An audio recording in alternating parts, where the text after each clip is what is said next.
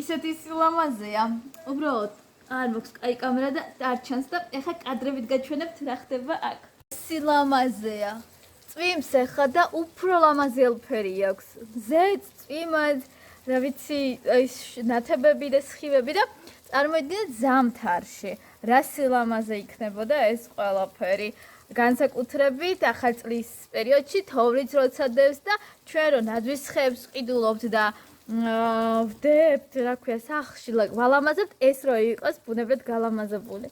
ულამაზესე თითქოს და ფუნჯით დახატული ბუნება. თითქოს და ფუნჯით დახატული ბუნება არის. ხო და იმის თქმა მინდა, რომ აი ულამაზესი იქნებოდა აქ ზამთრის პერიოდი, განსაკუთრებით ახალწლების პერიოდი, განთიადის სასტუმრო ბორჟომის ერთ-ერთი სოფელი ცემენ.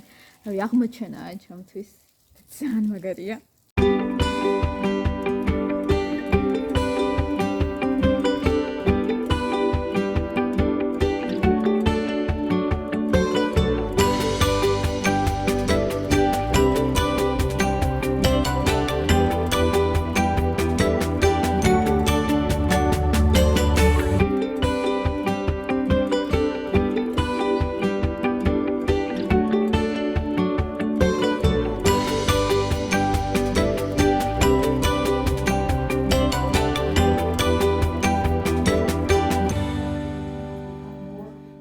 და რა მინდა ვთქვა, იცით, არ ვიცი დაფიქრებულ ვარ ხარ თუ არა, როდესაც ხართ გვირილების მინდორში, შორიდან თითქოს ძალიან ლამაზი და რამე ისეთი სილამაზე არ აქვს, იმიტომ თითქოს და თეთრი კონტურები არის, მოჩანს, მე რაგეთი ფილოსოფია მაქვს, რომ ხატავენ რაღაცა, უბრალოდ შტრიხებს გაუკეთებენ თერს, მაგრამ ახლოს რომ მოდიხარ და ხედავ, აი ამ უბრალო ნაზ მცენარეს, ეს არის ზიგით შეუცრება და რამდენ რაღაცას იტევს.